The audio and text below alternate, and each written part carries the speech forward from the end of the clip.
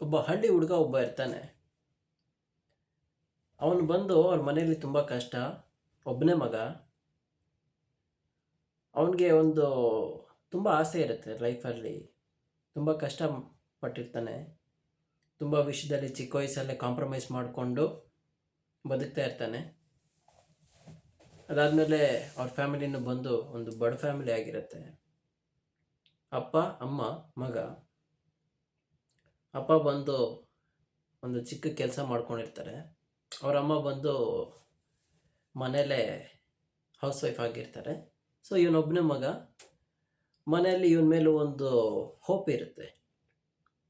Okay, ನಮ್ಮ ಮಗ ಚೆನ್ನಾಗಿ ಓದಲಿ, ಇವನೊಬ್ಬ ದೊಡ್ಡ ವ್ಯಕ್ತಿ ಆಗಲಿ ಅಂದ್ಬಿಟ್ಟು ಮನೆಯಲ್ಲಿ ಅವ್ರು ಕಷ್ಟಪಟ್ಟು ಅವ್ರ ಕೈಲಾದಷ್ಟು ಮಟ್ಟಿಗೆ ಅವನಿಗೆ ಎಜುಕೇಷನ್ ಕೊಡಿಸ್ತಾರೆ. ಅವನು ಆ ಒಂದು ಸಿನಾರಿಯೋನ ತುಂಬ ಅರ್ಥ ಮಾಡಿಕೊಂಡು ಯಾವುದೇ ರೀತಿಯಾದಂಥ ಒಂದು ಕಾಲೇಜ್ ಲೈಫಲ್ಲಿ ಡಿಸ್ಟ್ರ್ಯಾಕ್ಟ್ ಆಗದೆ, ಯಾವುದೇ ರೀತಿಯಾದಂಥ ಎಂಜಾಯ್ಮೆಂಟ್ ಮಾಡೋಕ್ಕೆ ಹೋಗದೆ, ಮಾಡಬೇಕಾಗಿರೋ ಕೆಲಸವನ್ನು ಕರೆಕ್ಟಾಗಿ ಮಾಡ್ತಾನೆ. ಅದೇ ರೀತಿ ಒಂದು ಮೂಮೆಂಟ್ ಕಾಲೇಜಲ್ಲಿ ಪಾಸ್ಔಟ್ ಆದಮೇಲೆ ಒಂದು ಒಳ್ಳೆ ಮಾರ್ಕಲ್ಲಿ ಪಾಸ್ಔಟ್ ಆಗಿರ್ತಾನೆ. ಪಾಸ್ಔಟ್ ಆದಮೇಲೆ ಒಂದು ಬೆಂಗಳೂರಲ್ಲಿ ಒಂದು ಒಳ್ಳೆ ಕಂಪ್ನಿನಲ್ಲಿ ಅವನಿಗೆ ಒಂದು ಕೆಲಸ ಸಿಕ್ಕಿರುತ್ತೆ. ಕೆಲಸ ಸಿಕ್ಕಿದ್ದಾಗ ಹೀಗೆ ಲೈಫ್ ಸ್ಟಾರ್ಟಿಂಗಲ್ಲಿ ಎಲ್ಲ ಚೆನ್ನಾಗಿ ಹೋಗ್ತಾ ಇರುತ್ತೆ. ಬಟ್ ಏನಾಗುತ್ತೆ ಅಂದರೆ ಇವನೊಬ್ಬ ಹಳ್ಳಿ ಹುಡುಗ ಆಗಿರೋದ್ರಿಂದ ಸಿಟಿನಲ್ಲಿ ಅವನಿಗೆ ಅನೇಕ ರೀತಿಯಾದಂತಹ ಕಲ್ಚರ್ಗಳು ಅವನಿಗೆ ಗೊತ್ತಾಗ್ತಾ ಇರಲ್ಲ. ಇನ್ಫ್ಯಾಕ್ಟ್ ಕಂಪನಿನಲ್ಲಿರೋವಂಥ ವರ್ಕ್ ಪಾಲಿಟಿಕ್ಸನ್ನು ಅವನಿಗೆ ಗೊತ್ತಾಗ್ತಾ ಇರಲ್ಲ.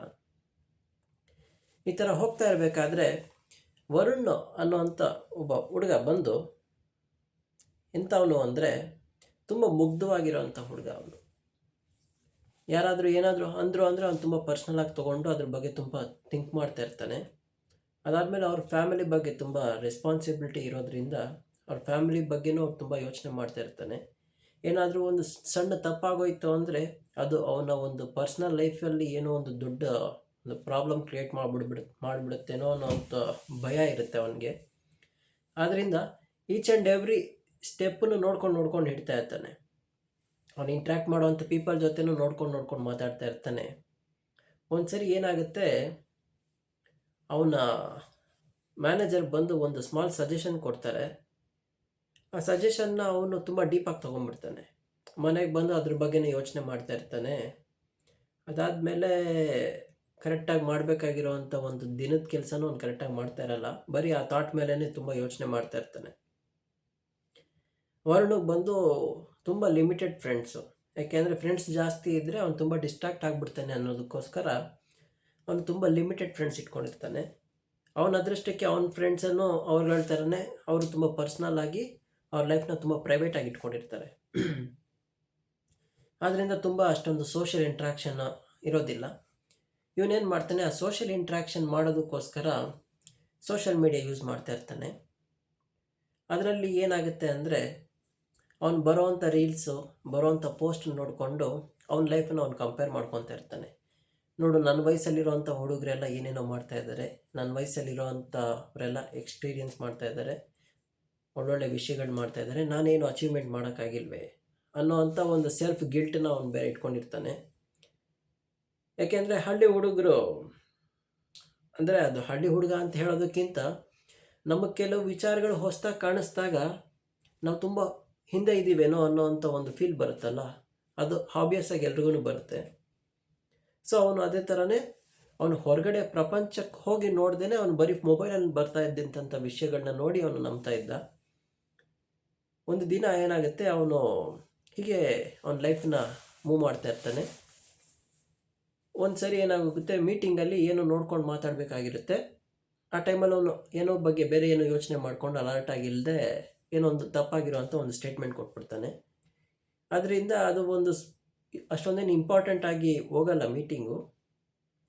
ಹಾಗಿದ್ರೂ ತಿರ್ಗಿ ಅವ್ರ ಮ್ಯಾನೇಜರ್ ಬಂದು ಅವನಿಗೆ ಸ್ವಲ್ಪ ಸ್ಟ್ರಾಂಗ್ ಆಗಿ ಹೇಳ್ತಾರೆ, ಸ್ವಲ್ಪ ಅಲರ್ಟ್ ಆಗಿರೋ ಕೆಲಸದಲ್ಲಿ, ಬೇರೆ ಬಗ್ಗೆ ಎಲ್ಲ ಯೋಚನೆ ಮಾಡಬೇಡ, ಇದು ಕೆಲಸ, ಇದು ತುಂಬ ಇಂಪಾರ್ಟೆಂಟ್ ಆಗಿರುವಂಥ ಒಂದು ಮೀಟಿಂಗ್ ಇರುತ್ತೆ, ಅಂಥ ಟೈಮಲ್ಲಿ ನೀನು ಅಲರ್ಟ್ ಆಗಿಲ್ಲ ಅಂದರೆ ತುಂಬ ಕಷ್ಟ ಆಗೋಗುತ್ತೆ ಅಂತೆಲ್ಲ ಹೇಳ್ತಾರೆ.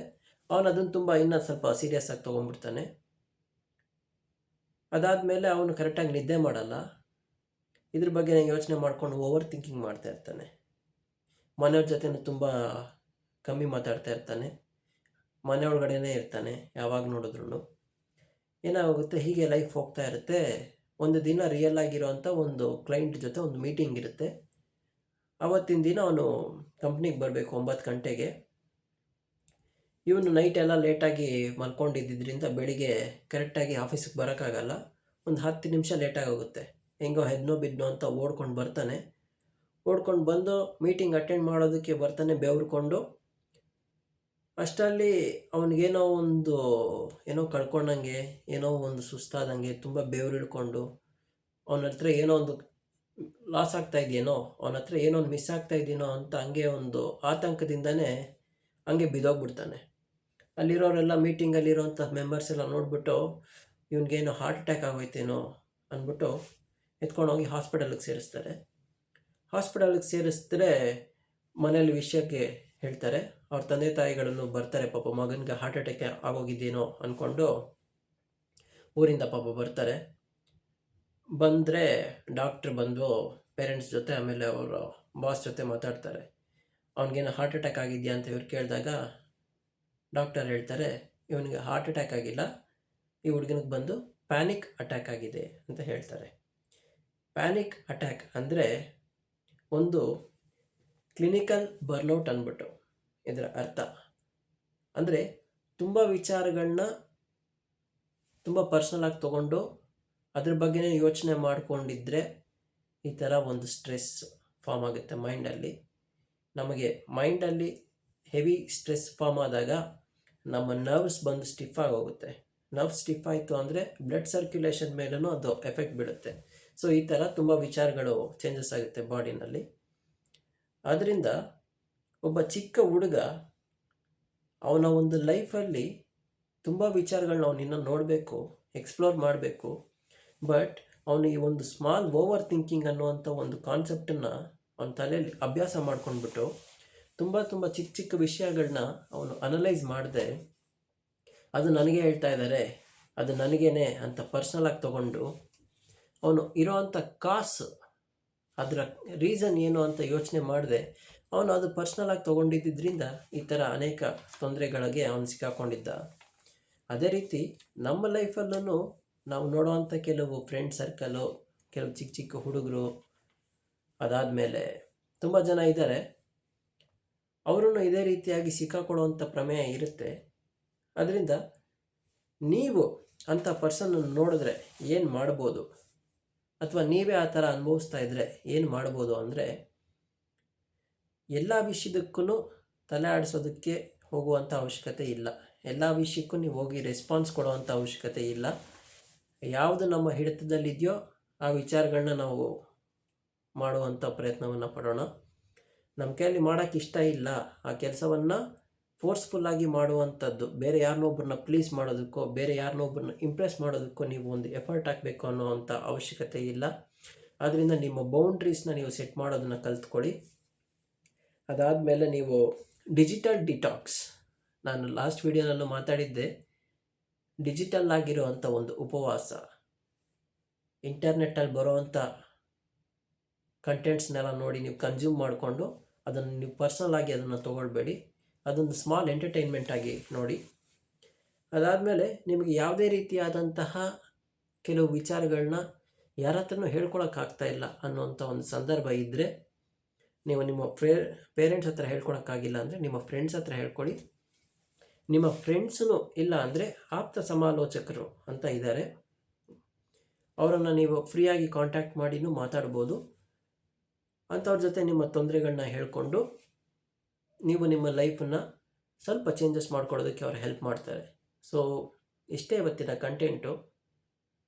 ನಾವು ನಮ್ಮ ಲೈಫಲ್ಲಿ ನೆಮ್ಮದಿಯಾಗಿ ಬದುಕಬೇಕು ಅಂದರೆ ತುಂಬ ವಿಚಾರಗಳನ್ನ ನಾವು ಮಾಡಬೇಕಾಗುತ್ತೆ. ಅದೇ ರೀತಿ ತುಂಬ ವಿಚಾರಗಳ ಅವೇರ್ನೆಸ್ ನಮಗಿರಬೇಕು. ಅದರಲ್ಲಿ ಮೆಂಟಲ್ ಅವೇರ್ನೆಸ್ ಅನ್ನೋದು ತುಂಬ ಮುಖ್ಯ.